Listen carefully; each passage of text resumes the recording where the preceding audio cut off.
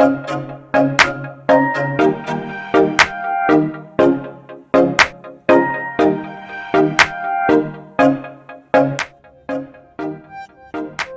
everyone and welcome back to my channel. My name is Natalie and I'm a professional makeup artist based in London. In today's makeup look, I'll be showing you this really beautiful, sultry, sexy smoky eye, which I really like how it turned out.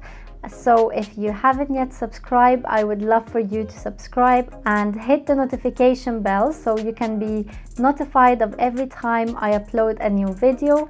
There will be much more to come, so let's get straight into this makeup look. I'll start by priming my skin and I'll be using this Makeup Forever Step 1 primer, and this is great if you have oily skin or combination. So I'll be placing that on areas that I get most oily. So this will be the T-zone area. And this is great because it will really help to mattify and absorb any oils throughout the day. It has a light texture and it just glides on really easily. And I would say the best way to apply this product would be with your fingers. And once it gets tacky, that means it has dried and you're ready to apply the rest of your makeup.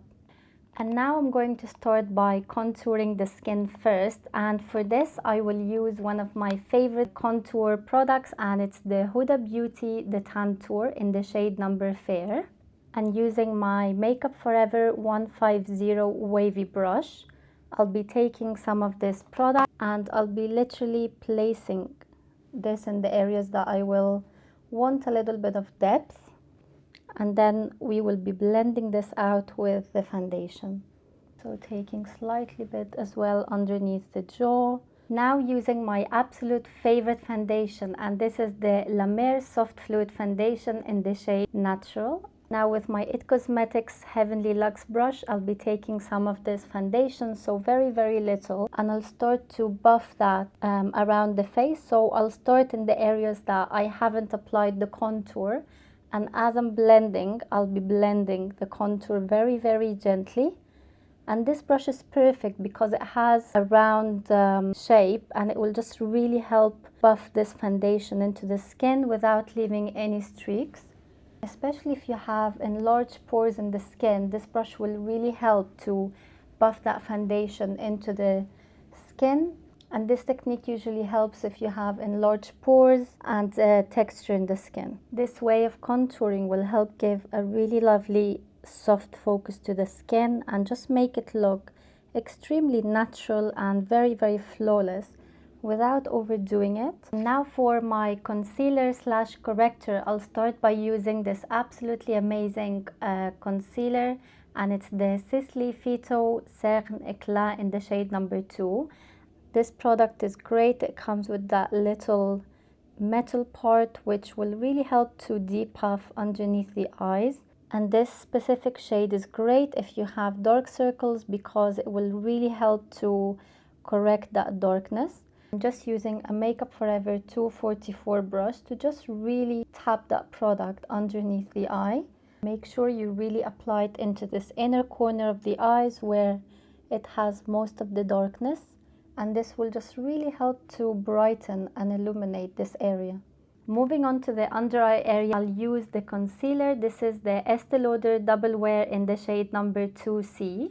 And this is a brilliant concealer. It has a medium coverage, so it will help to give a little bit of coverage, but I find that it never really sits in the lines, and it's very light. And for this I'm taking the Zoeva 110 brush, and as you can see I'm just tapping that in, and I've applied it a little bit below from where we applied the corrector, just so it can really help brighten the under eye. And I'm taking it until the end here, so that way we can get a brighter look underneath the eye area. Using the same concealer, I'll also apply some in the middle of the forehead, tiny bit in the center of the nose, and a tiny bit onto the chin, and going back with my Zoeva 110 brush and again dabbing that in. And I'll also apply a dot on each eye just so it can work as an eyeshadow base. And now something that is not necessary, but I always find it makes a massive difference, is using this MAC Prep and Prime in the shade Light Boost. And this is a corrector that has a yellow undertone, and it's absolutely amazing because it will just help illuminate underneath the eyes a little bit more, and then blending it out with the same Zoeva 110 brush.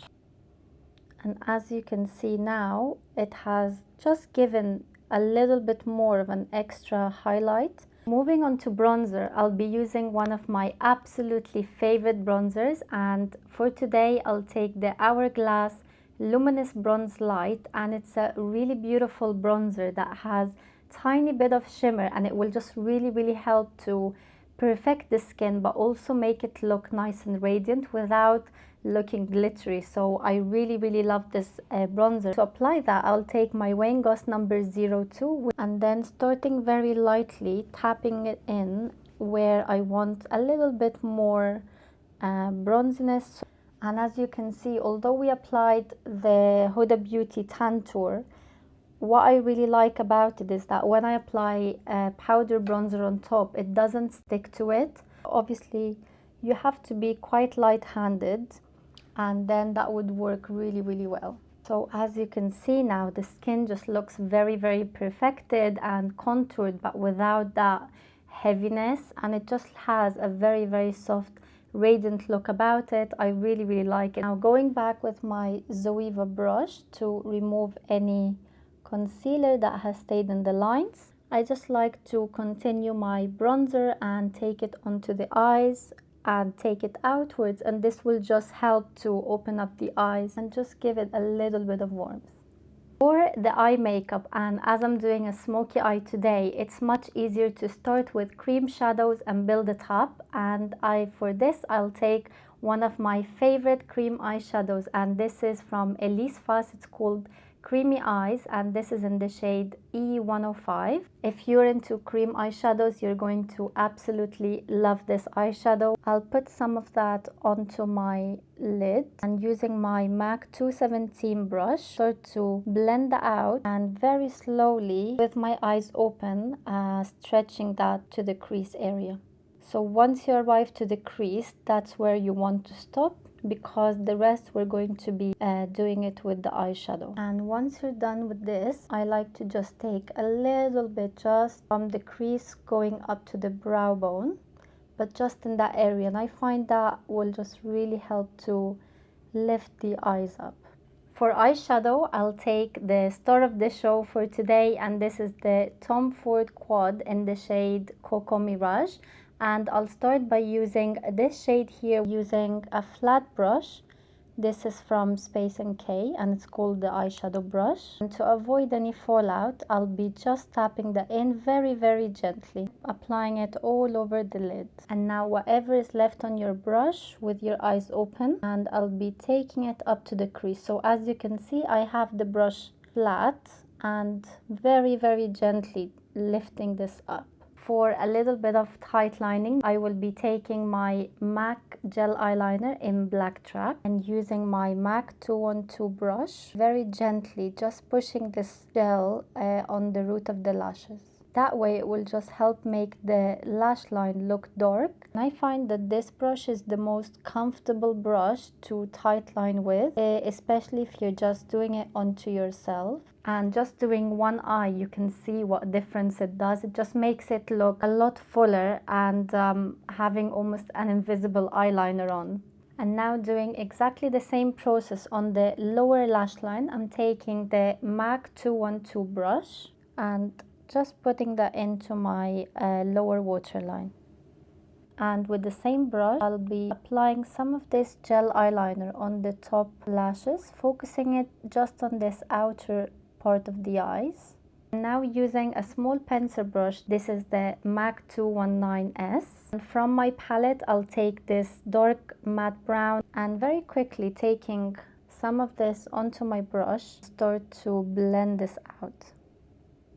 The reason why I'm using a gel eyeliner, it's because it's very soft and it will blend really easily. So as I'm applying, I'll be opening my eyes, checking again how far I'm taking it.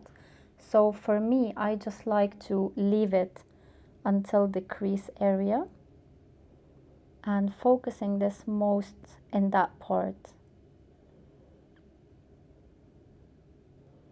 And you can see slowly it has started to give a little bit of depth, and it looks really beautiful. Make sure when you are doing this technique to do one eye at a time, because if you do both, the gel eyeliner will dry really fast and then you won't be able to blend it out.